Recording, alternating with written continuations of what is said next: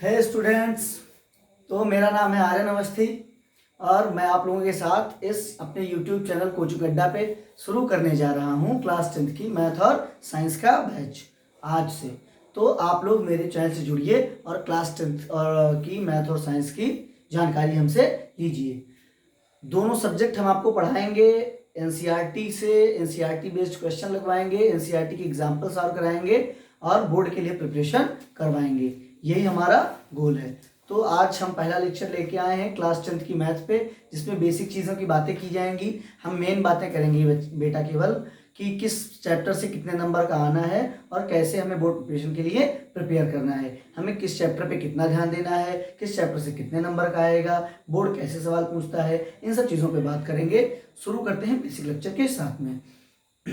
तो आज बेटा जो हमारा पहला लेक्चर है, तो पहला लेक्चर हमारे में कुल मैथ में कुल 7 यूनिट्स हैं। हमारे मैथ में बेटा कुल 7 यूनिट्स है। कितनी यूनिट्स हैं? कुल 7 यूनिट्स हैं। पहली यूनिट बेटा हमारी है संख्या पद्धति यानी नंबर सिस्टम। ये जो नंबर सिस्टम है बेटा, ये बोर्ड एग्जाम में 5 नंबर का आता है। पूरे 5 नंबर का ये सवाल आता है। ये चैप्टर हमें बोर्ड में 5 मार्क्स देता है बेटा। फिर जो दूसरी यूनिट हमारी है वो है बीजगणित यानी अलजेब्रा।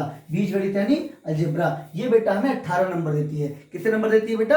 18 नंबर। ये सबसे ज्यादा क्वेश्चन बोर्ड में हमें यही चैप्टर देता है और सबसे ज्यादा नंबर भी हमें बेटा यही चैप्टर देता है। थर्ड जो चैप्टर है, थर्ड यूनिट है जो, वो है निर्देशांक ज्यामिति यानी कोऑर्डिनेट ज्योमेट्री।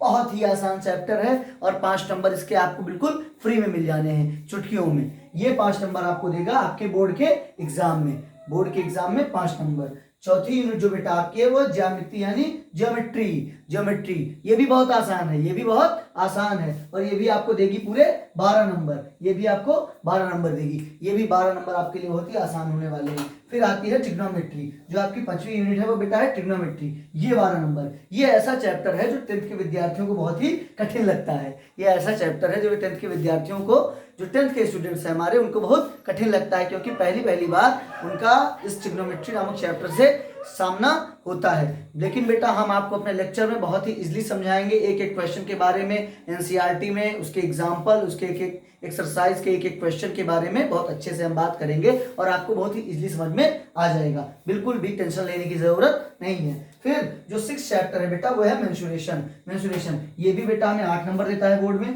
पूरे 8 मार्क्स। और फिर जो लास्ट है बेटा, लास्ट यूनिट जो है हमारी है वो है संख्यांकी तथा प्रायिकता, स्टैटिक्स एंड प्रोबेबिलिटी। ये बेटा पूरे देती है हमें 10 नंबर, पूरे 10 नंबर। 2 चैप्टर हैं, 5-5 नंबर का सवाल लगभग आता है। 1 नंबर से आता है 2 नंबर का और 1 चैप्टर से आता है 8 नंबर का। ये 10 नंबर भी हमारे बहुत ही आसानी से मिल जाने वाले हैं। फिर आखिरी में ये हमारा कुल योग हो जाता है 70। कुल योग बेटा ये हमारा हो जाता है 70। 30 नंबर बेटा हमें मिलता है प्रोजेक्ट वर्क में। 30 नंबर जो हमें मिलता है बेटा वो मिलता है प्रोजेक्ट वर्क में। इस प्रोजेक्ट वर्क में हमें 20 नंबर हमारे होम एग्जाम के बेस पे दिए जाते हैं, जो एग्जाम हम स्कूल में अपने देते हैं बेटा। जो स्कूल में अपने एग्जाम देते हैं, बीच में टेस्ट होते हैं 2-3 महीनों पे, जिसे हम क्या कहते हैं, मंथली एग्जाम कहते हैं। उसके बेस पे 20 नंबर दिए जाते हैं और 10 नंबर बेटा आपके टेस्ट होगा, आपसे क्वेश्चन पूछा जाएगा, वो होता है प्रोजेक्ट वर्क। 10 नंबर उससे दिया जाता है। तो आपको होम एग्जाम के लिए बहुत अच्छे से प्रिपेयर करना है और वो एग्जाम भी आपको बहुत अच्छे से देना है क्योंकि उससे भी नंबर्स आपके बोर्ड में जुड़ने हैं। तो बेटा ये था हमारा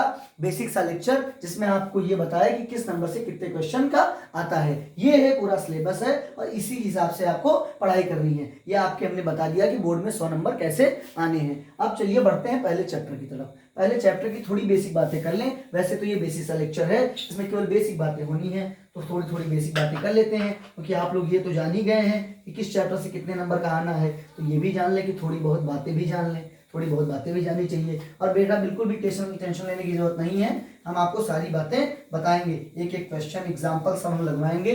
साइंस के लेक्चर भी आपको मिलेंगे। 20 तारीख से आपको साइंस के भी लेक्चर मिलना स्टार्ट हो जाएंगे।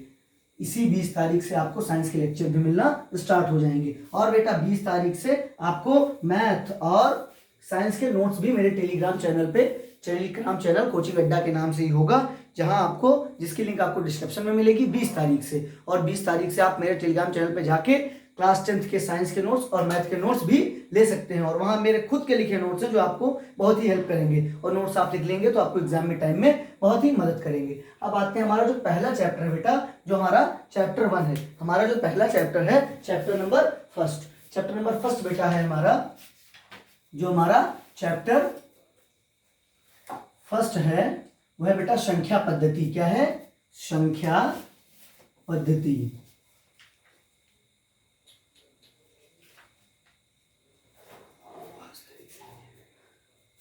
संख्या पद्धति यानी नंबर सिस्टम। ये पहले हमें जानना जरूरी है। क्या है? नंबर सिस्टम, संख्या पद्धति। इसके अंदर कई सारे चैप्टर हैं। ये हमारी यूनिट है, ये हमारी पहली यूनिट है। क्या है? पहली यूनिट है, जिसको हम चैप्टर 1 के नाम से चल रहे हैं जान के, नंबर सिस्टम, संख्या पद्धति।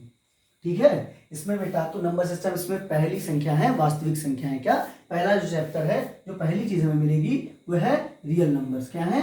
Real numbers. रियल नंबर्स यानी वास्तविक, वास्तविक बेटा वास्तविक संख्याएं।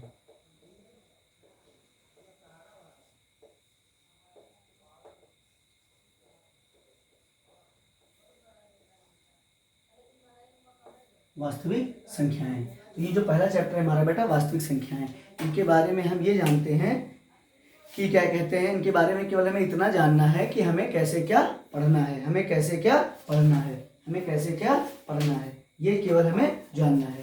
तो शुरू करते हैं, क्या कहते हैं बेटा, इनके बारे में शुरू करते हैं। वास्तविक संख्याओं के बारे में जानने में पहले हम संख्या की सारी इंफॉर्मेशन ज्ञान करते हैं। पहले हमें संख्या के बारे में सारी जानकारी चाहिए। तो पहले संख्या आप जानते हैं, संख्या बेटा कई प्रकार की होती हैं। देखिए हमारी संख्याएं होती हैं, संख्याओं से मिलकर डिजिट बनती है। देखो अंक होते हैं, हमारे गणित में कुल 10 अंक हैं। कुल कितने अंक हैं? 10 अंक हैं।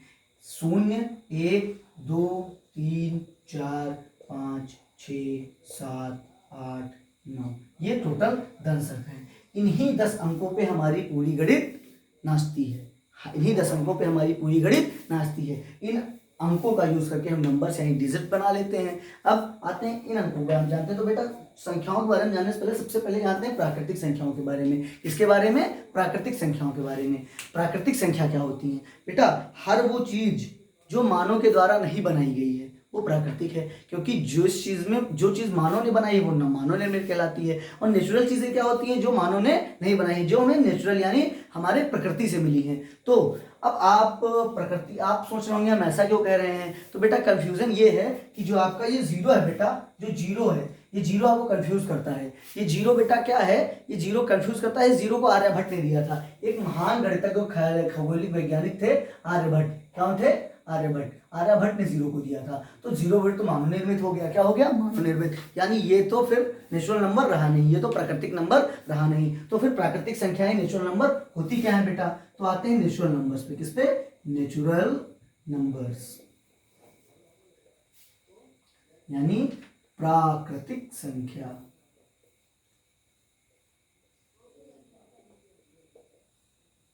प्राकृतिक संख्या ये क्या होती है? तो बेटा वो नंबर जो एक से शुरू हो। कहां से शुरू हो? एक से शुरू हो और अनंत तक चली जाए। कहां तक चली जाए? अनंत तक, जिसका कोई अंत ना हो। अनंत तक यानी इनफाइनाइट तक चली जाए। Natural numbers those numbers which start from 1 end in that infinite वे संख्याएं जो एक से आरंभ होकर अनंत पर खत्म होती हैं, वे कौन संख्या कहलाती हैं? प्राकृतिक संख्याएं कहलाती हैं। Those numbers which start from 1 and end at infinite बेटा ये साइन ऑफ इनफाइनाइट है। ये साइन ऑफ इनफाइनाइट है। साइन ऑफ, हाँ बेटा तो क्या है? Sign of infinite. क्या है? Sign of infinite. ये साइन ऑफ इनफाइनाइट है। ये अनंत का चिन्ह है। ये बेटा ऐसे ही बनता है अनंत का चिन्ह। तो वे संख्याएं जो एक से आरंभ होकर और अनंत पे जाती हैं, वे सारी संख्याएं प्राकृतिक संख्याएं कहलाती हैं। वे सारी संख्याएं जो एक से शुरू होकर अनंत पे जाती हैं प्राकृतिक संख्याएं कहलाती हैं। फिर दूसरी संख्याएं कौन सी होती हैं? दूसरी संख्याएं तो दूसरी होगी बेटा पूर्ण संख्याएं। क्या होती हैं? Whole numbers. क्या होती हैं? Whole numbers. हमें पता है बेटा, ये सब आपको पता है। ये बेसिक लेक्चर है आपके लिए। बेसिक लेक्चर में बेसिक चीजें मिलेंगी आपको। बेसिक लेक्चर में तो केवल बेसिक चीजें ही मिलेंगी। ये सब आपको पता है, लेकिन ये जानना जरूरी है, क्योंकि आप अभी जब पहले चैप्टर में पहुंचेंगे तो उससे आपको नंबरों से रिलेटेड बहुत सारे क्वेश्चन मिलने वाले हैं। इसलिए अगर आप इसको एक बार रिमाइंड कर लेंगे, अगर सारी यादों को हम ताज़ा कर लेंगे तो हमारे लिए चीज़ें आसान हो जाएंगी। क्या हो जाएंगी? चीज़ें आसान हो जाएंगी। होल नंबर्स मतलब पूर्ण संख्याएं। क्या होती हैं? पूर्ण संख्याएं। बेटा पूर्ण संख्या क्या होती है, पूर्ण संख्याएं क्या होती हैं, तो वे संख्याएं, अब अभी इसमें क्या था, ये संख्या पूरी नहीं थी, क्यों, क्योंकि उसके पास जीरो नहीं था, जीरो भी इनसे दूर था, जीरो इनसे दूर था, तो ये संख्या पूरी नहीं थी। अब इनमें क्या क्या, इन्होंने अपने आप अपने ग्रुप में जीरो को भी ऐड कर लिया, क्या ऐड कर लिया, जीरो को भी इन्होंने ऐड कर लिया।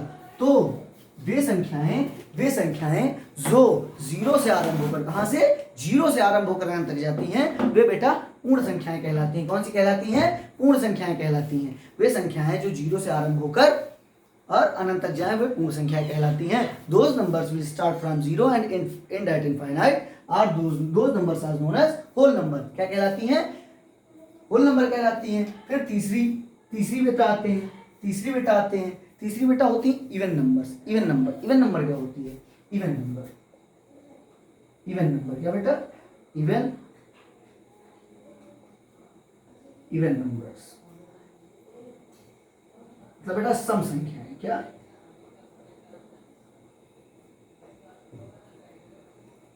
सम संख्याएं। तो बेटा अब ये क्या कहते हैं, इवन नंबर कौन सी होती है, सम संख्याएं कौन सी होती है बेटा, वे संख्याएं जो दो से पूर्णतः कट जाएं।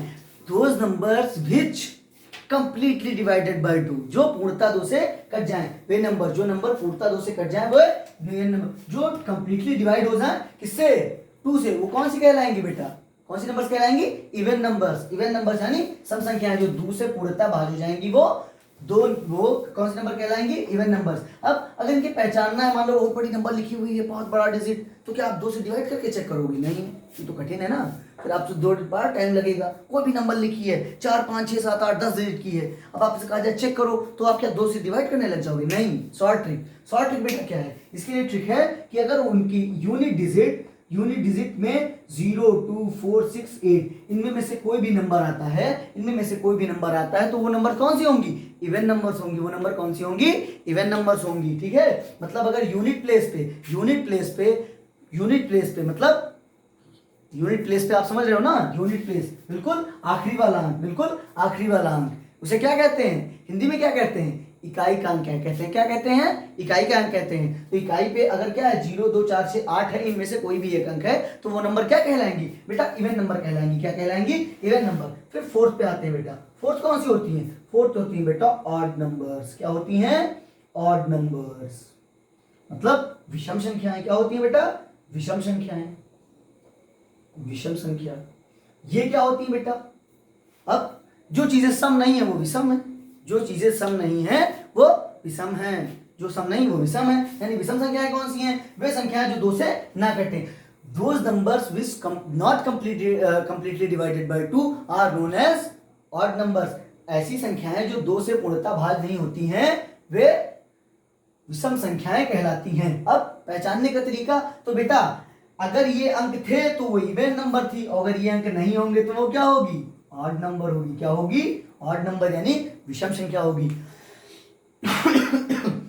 ये हमारा बेसिक लेक्चर था।